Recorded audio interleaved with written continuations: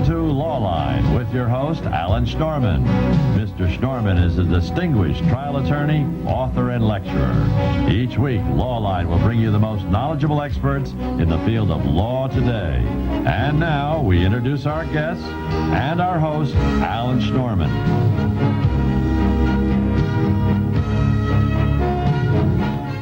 Welcome to Lawline.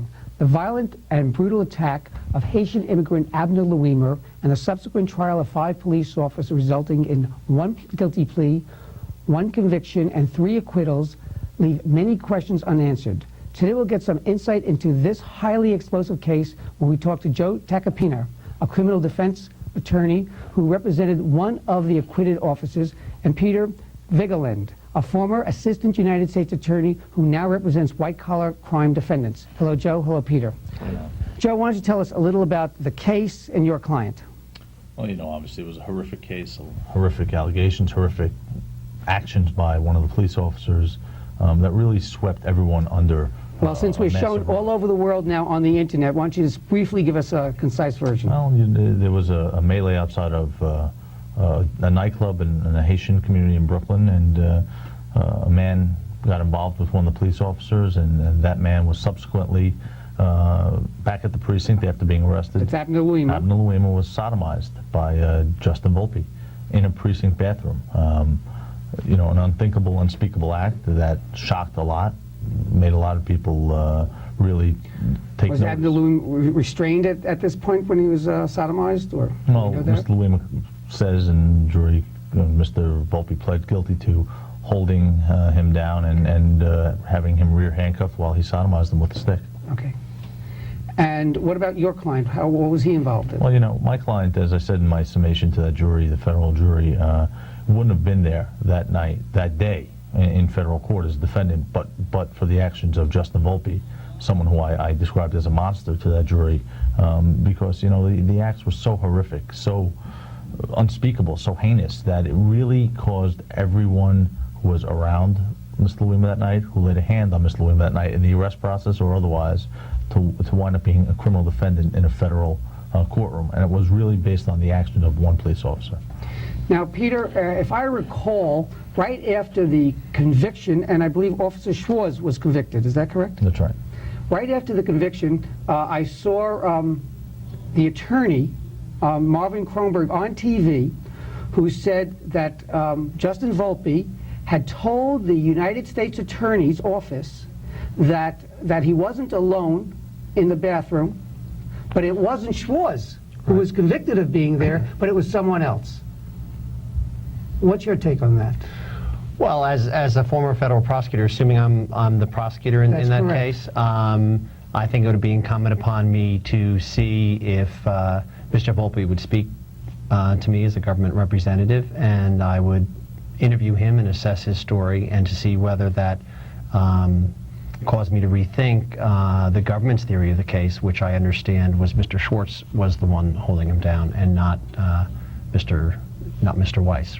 Weiss. Not Mr. Weiss. Right. Now, that's what Marvin Kronberg said, that it was your client actually holding him down. Is that correct? No, it's actually not what he said. Volpe said he acted alone. Okay.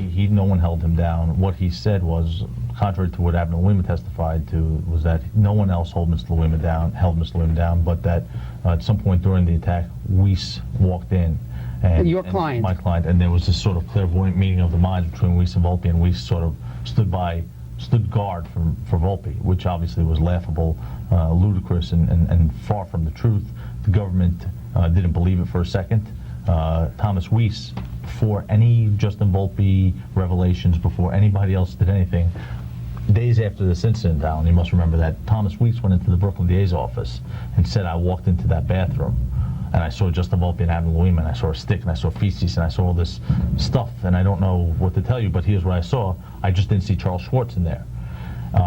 Obviously, that did 2 things. One, the government chose not to believe Weiss because it didn't include Schwartz being in the bathroom.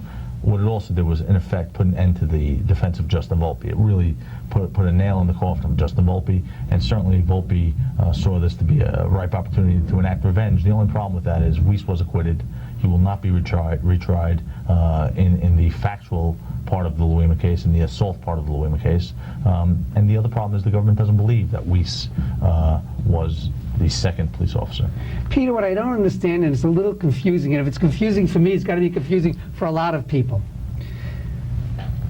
Justin Volpe, through his attorney, after he was convicted, stated, after he pled guilty, and after Schwartz was convicted, that it wasn't Schwartz in the bathroom. It wasn't that man, it was someone else. Well, question, was Mr. Schwartz entitled to know this testimony during the trial, that at least Officer Volpe had told the U.S. attorney that it wasn't him, but it was someone else? I think the government should have disclosed that information. There are two questions that arises. One, did the attorney for Mr. Schwartz know this during the trial? And that's really something that I imagine Mr. Tacopina can address. And two, even if it were known, there's a difficult evidentiary issue as to whether this statement could be brought before the jury, and I don't know how technical you want to get here, but there are a lot of evidentiary bars. I think in all likelihood Judge Nickerson would not have allowed that type of statement in to exonerate Officer Schwartz. But Joe, couldn't the attorney for Officer Schwartz call Volpe to the stand even during the trial? Well, as a matter of fact, he made a tactical decision not to. Let me ask you a question that Peter deferred to. He knew, the attorney for Chuck Schwartz knew what Volpe was going to say. But he made a decision not to call Volpe to the stand, and it was a decision, quite frankly, that I don't see how anyone who really knows the case could quarrel with at the time. I mean, you have a situation where, Justin Volpe was now admitting to one of the most heinous acts imaginable. There was such graphic testimony during the trial about his conduct right after the act, about how he was bragging and how he, did all these disgusting, despicable things that he now feels remorseful for. So he says, and Schwartz's attorney made the tactical decision not to put his client in bed with Justin Volpe. We didn't need his testimony, so he felt, because at the time the Schwartz defense felt pretty confident that there was reasonable doubts. I certainly am not in a position to quarrel with that decision. Joe, can you share with us one thing? Again, something else I didn't understand. The most that Justin Volpe could get, he wasn't going to be killed, he wasn't going to be executed, he wasn't facing that, even if he was convicted, but he was facing, if convicted, life without parole. Right. And now he pled guilty during the trial to the very charge which he was charged with. Right. And I understand he's now facing life without parole anyway. And everybody indicates that's what Judge Nickerson most likely will give him. Yeah. Why would he plead guilty? And that's something that Justin Volpe and Marvin Kornberg are going to have to look themselves in the mirror and be able to answer, because I have no clue. If Mr. Kornberg really, felt that his client were going to be convicted, the time to really evaluate the evidence and sit down with your client and make those decisions or before the trial, where you could get something called acceptance of responsibility reductions on your guidelines. But to do it after the government's case is in its entirety, there is a slim and remote chance that you could get acceptance of responsibility. But at this point, it was more of a gimme, waving the white flag, basically saying, I quit, because there was no chance at that point, apparently, that Volpe was going to be acquitted, according to the analysis of the trial. I mean, the testimony was devastating against him. I'd like to make two comments here. I agree with what Joe's saying, that there is a slim possibility in terms of why Mr. Volpe may have chosen to do so. To the extent he's thinking rationally at that point, there is a slim possibility that he could get a discount, if you will, for acceptance responsibility under what I call the federal sentencing guidelines.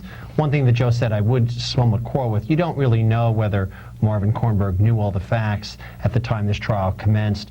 When you represent criminal defendants, sometimes they're less forthright with you at a certain point in time than they are after all the evidence comes in. So I don't know whether it's fair to fault Mr. Kornberg for not urging a guilty plea. I do remember Mr. Kornberg on the evening news, and I'll never forget this, before the trial started, where he indicated that you will learn during the trial about a homosexual act that Abner Lorumo conducted, which was part of this of the evidentiary, and you'll learn that that's what contributed to his illness.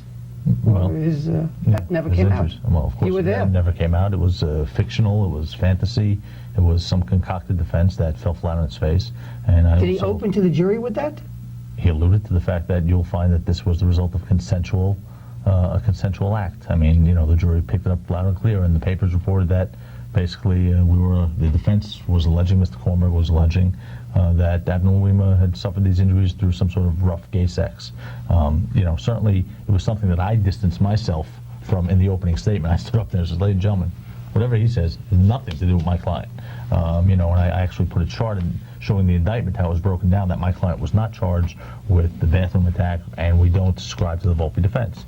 That's as far as we went, and it was.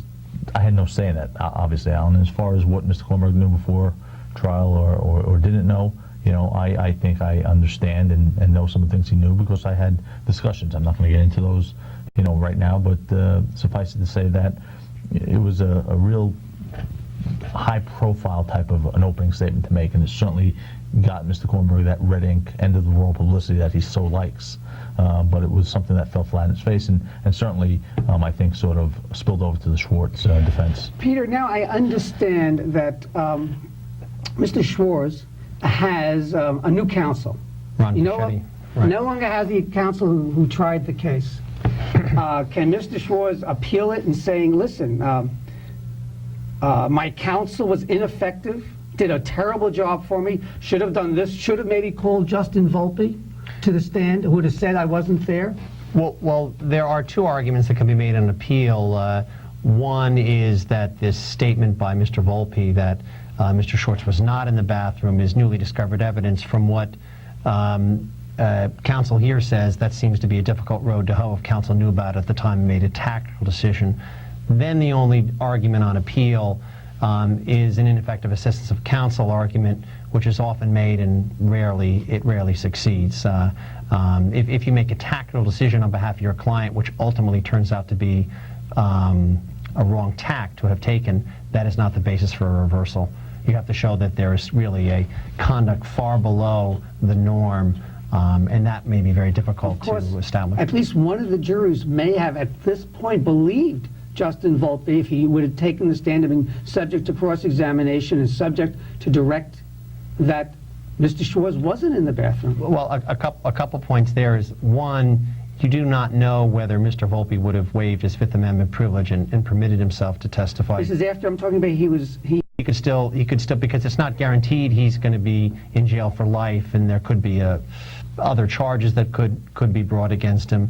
Two, a juror saying that they would believe Justin Volpe is different than what a juror would react to in terms of his testimony after full cross-examination by the prosecutor, which I imagine would be pretty vigorous and might well be very effective.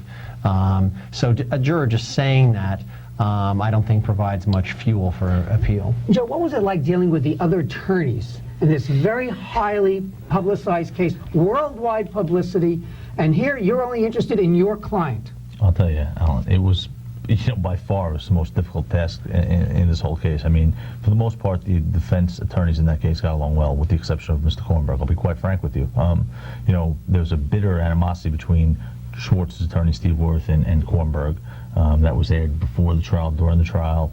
Certainly, Mr. Kornberg and I are not two people who see eye to eye on almost anything. There was really almost no communication with him at all at the trial, and nor did I need there to be any communication. I certainly didn't subscribe to his defense, nor was I concerned about what he was doing. Obviously, I was concerned about it from the jury standpoint. Would they see us all as, 5 rogue cops who engaged in this horrific act of brutality, or would they be able to do what they swore they would do in the jury selection, which would be to view each defendant separately? That's the toughest task anytime you have multiple defendants in one case, to make sure, especially if you're the defendant that does not have the amount of evidence that the lead defendant may have against him. You want to make sure the jury separates your client and views the evidence separately. How long did the trial go on for? I think 4 or 5 years. 4 or 5? Well, is what it felt like, Alan. I'm joking. I mean, I think I think about 6 weeks between jury selection and actual testimony. We'll continue with the trial of at least this year, the Abner Lorumo criminal trial, right after this break. You're watching Lawline. I'm Alan Schnorman, your host. Stay with us.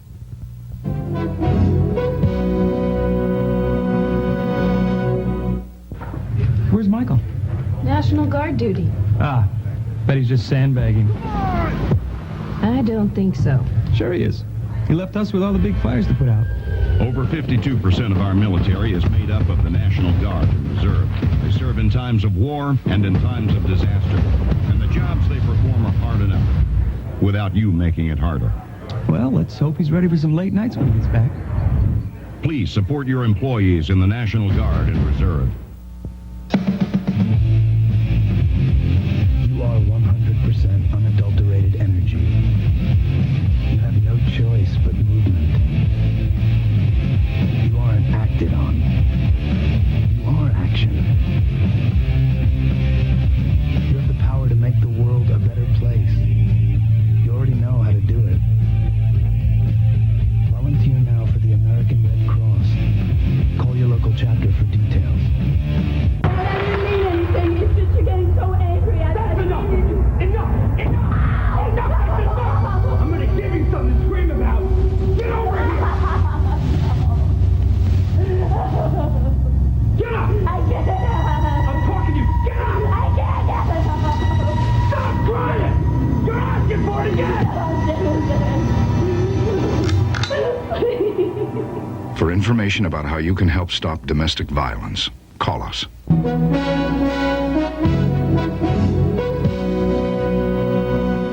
Hello, I'm Alan Schnorman. You're watching Lawline. We're talking about the aftermath of the verdict in the Abner Lorumo trial. Our guests are Joe Tacopina and Peter Vigeland, former U.S. Attorney, Assistant U.S. Attorney. Joe, I'd like you to take me into that jury room, into the did you speak with the jurors after the trial? No, the federal rules don't really look kindly on that, so we didn't get a chance to speak to the jurors. They were also sequestered and anonymous. Interesting. So you don't even know who the jurors were? We don't know who they were. And what about during the trial? If I go into the courtroom, was there tension every day?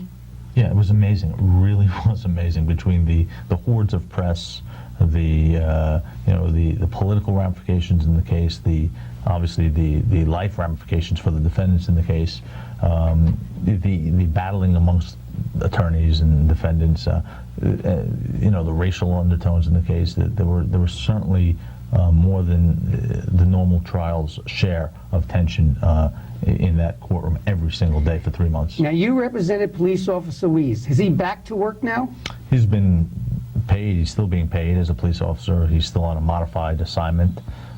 So, in essence, he's really getting paid to do nothing. And is he facing any other charges as a result of the Abner Lorumo assault? Well, not as a result of the assault. I mean, he's been acquitted of laying the glove on Abner Lorumo. He'll never be retried for assaulting Abner Lorumo, but what he does face, along with Officer Bruder and Schwartz, is that the government alleges that the three of them got together and conspired to take Charles Schwartz out of the bathroom. In other words, to say that Charles Schwartz was not in the bathroom. They're saying he lied to government officials. Right. He, Bruder, lied to government officials by saying, here's what happened, we saw X, Y, and Z, and Schwartz wasn't in the bathroom. The government believes that was some sort of a lie intended on obstructing justice, and we now face another count. And now, go back to your prosecutor's Sure. hat. Now, I know you left it a few years ago. I'll find it. But if you were sitting there, and of course it's difficult for you to do it, would you actually pursue these charges against these officers for obstructions of justice? I would feel duty-bound. I have one question. I think there's an obstruction count against 3 officers. It's Schwartz, Bruder, and your client, right? Okay.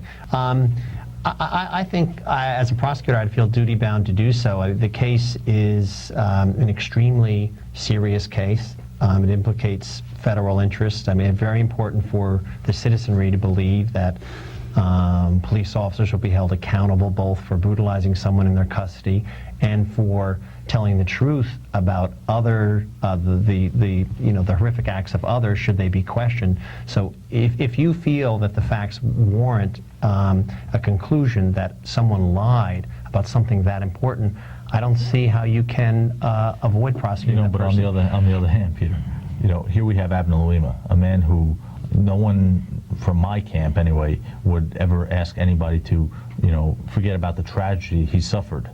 But here you have a man, Mr. Lorumo, who lied repeatedly to state prosecutors, state police officers, federal prosecutors, FBI agents, and got caught in all those lies, at least a half dozen lies, serious lies about who did what, about who witnessed what. He even put a false witness at the scene where they accused my client of assaulting Abner Lawline in the car. I mean, he actually put false witnesses in front of the club, people who weren't there. He made them go and give statements to the FBI.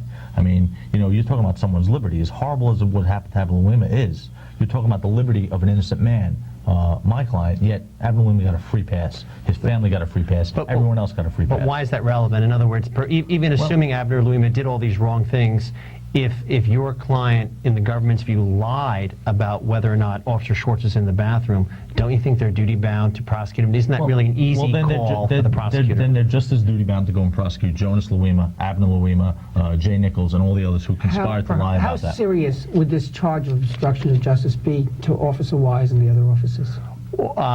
As a legal matter, Joe can speak to that, but I think it's a 5-year count. So That's pretty serious. But very serious. But it's capped at 5 years compared to what these other officers are. So he's done a wonderful job for his client. The only count that's remaining is a count that gives a maximum sentence of 5 years. Now, will Justin Volpe be brought to testify if that comes to trial? You know, that's certainly not my call. I have no use for him whatsoever. Mr. Schwartz's new lawyer may choose to call him at this case, although, again, the issue in this case legally really has nothing to do with the Schwartz conviction. The Schwartz conviction, the appellate route, will take its course. And if affidavits from Justin Volpe will aid Mr. Schwartz and my client, affidavits from him will aid Mr. Schwartz, they'll be procured, I'm sure, by his lawyer. This case is really about whether these three got together to conspire to lie about Chuck Schwartz. Now, certainly the underlying issue there is, was he in the bathroom? So Volpe may be a witness at this case, may not be, you know, who knows. This case is taking more unexpected turns, Alan. Well, of course, you could understand if no one wants, especially an innocent party, to be convicted, especially the innocent party. I mean, it's the biggest fear any citizen has, is that you're going to be convicted of a crime that you'd not commit, spend years in jail or your life in jail. Mm-hmm. Yeah. And be totally innocent. And of course, your client says he wasn't there. Which is why we have another trial. I mean, the odd part of this whole thing is... My client says Schwartz was not in the bathroom when I was there. You know, long before Justin Volpe came to this version of events, you know, he started out with the gay sex thing, then he had a memory blackout, he claimed he didn't remember anything, and now we're on his third version. Long before that came into play, we, days after this incident, said, I walked into the bathroom. You know, no one in the world put it there, but he did. He saw Abner Lawline and Justin Volpe, but not Chuck Schwartz. If somebody walks into a bathroom of such a nature, I guess that's a crime. Are you under any obligation, Peter, to stop it? Or to say to the desk sergeant, hey, look what's going on here? I think that's a closer question as to whether there's an affirmative duty placed on police officers as to someone in their custody to stop it. I think there's an argument. Separate and apart from this case. But I think the issue here is kind of much more cut and dry. The question is when a police officer is interviewed, the truth must be told, and I think the government has a very simple prosecution here. Whether it's successful or not is another question. I appreciate that, but from a prosecutor, if you're a prosecutor, is there any charge? Does an officer have an obligation to stop a crime that they see? Well, if you remember back, there was the graffiti artist that was killed in the custody of the police officers, the transit police officers in Union Square, maybe 10, 15 years ago. I think his last name was Stewart, or. Right. And the theory of the prosecution there was a kind of duty of care, much like a mother or father would have for a child in their custody. They argued that the police officers, having arrested this person, had a duty of care because the Manhattan DA's office couldn't determine which of the officers inflicted the fatal blows. That prosecution, I think, ultimately led to an acquittal, but they must have passed muster with the judge and gone to the jury. Aside from that, I'm not aware of that theory being the predicate for a prosecution. Joe, you were there. If you were representing Schwartz, would you have done I wasn't there. I was in the courtroom. I wasn't there. But if you were representing Schwartz for the trial, would you have done it any differently than his attorney? You know what? Yeah. How easy it would be to second guess. But I honestly, I can't say that I would have, Alan. I really, you know, then I would be the one facing the brunt of the criticism like Steve Worth was. I can't say I would have done it differently. I think he did a phenomenal job. And you know, I think he did a good job raising doubts. I certainly sat there and thought there were enough of them. But again, you know, there are certain things that are hard to overcome. And it's hard to overcome when a prisoner is sodomized in a precinct bathroom. And when Mr. Lawline claimed the driver, who was Schwartz, held him down, and witnesses put Schwartz going there. I guess it would prove to be too much to overcome, unfortunately. And if you were representing Justin Volpe, would you have tried to plead him out and try to get the best plea right before trial or before trial or months before? Listen, again, second guessing is very easy. If I were representing Justin Volpe, instead of worrying about making all these headlines and that end of the world publicity that I was telling you about, what I might have considered doing was getting him evaluated psychologically from day one, and see if there was anything in his mind that could have caused him to snap that would have been a mitigating factor, and possibly pursue plea negotiations with that being a tool. And maybe he doesn't spend the rest of his life in jail, but maybe 10 or 15 years. Is there anything you could share with us about all these weeks or months on trial that can give us an insight into what it was like being in that courtroom? It was really, I love trying cases, Alan. I mean, I live to try cases. I was a former prosecutor. I'll try a defective toaster case if I have to.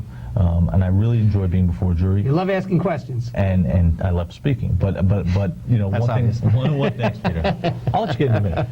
The one thing I actually didn't love was being on trial in this case. And it's surprising to me because I love trials. And this was an exciting case, and certainly it was the tremendous publicity. there. I saw you on the evening news. But it wasn't fun. It was really, there was so much on the line. It was so tense, and I firmly believed in my client's innocence without question. And that's always an uncomfortable feeling when you go before a jury and the person sitting next to you is innocent, and you're not sure if that jury is going to follow your lead and accept your arguments. And it really caused a lot of sleepless nights. Did you feel the pressure from the community who was in the courtroom? No, I really didn't. First of all, I tell you, I honestly was able to block out everyone who was sitting behind me. But I didn't feel pressure from the community. I mean, Weiss was never looked upon by anyone, by most in that community as the bad guy. Peter, I know when you were the Southern District and Assistant U.S. Attorney, you handle many police brutality cases. Can you tell us about that, what you found? Is there one thread that runs in these cases? I think it's hard to say whether there's one thread. I mean, there's a large police force in New York City, and there are certain police officers that are capable of horrific acts, and I think it's hard to generalize. I do think one theme that comes out of these cases is what people call the blue wall of silence, and they talked about it in the Lorumo case is starting to crumble, and that's why I do think as a citizen that it's important for the prosecution to prosecute these officers for obstruction if they have a well-founded belief that that's in fact what happened with regard to the effort to remove Schwartz from the bathroom where the sodomy occurred. Joe, in the moment we have left, what would you like to tell the public about the case? That one police officer ruined a lot of lives. I mean, aside from Abner and his family and all the people he caused for them to suffer on the Lorumo side of the fence, he destroyed at least the lives of Officer Schwartz, Bruder, and Weiss. Bruder and Weiss were certainly acquitted, but their lives will never be the same. A lot of officers quit the force after that, all because of what Justin Volpe did, and it is really horrific.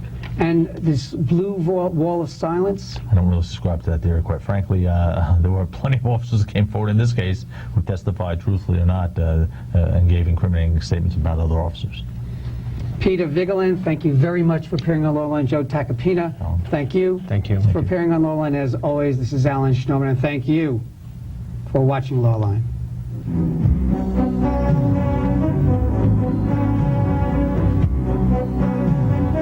You have been watching Lawline with your host, New York trial attorney Alan Schnorman.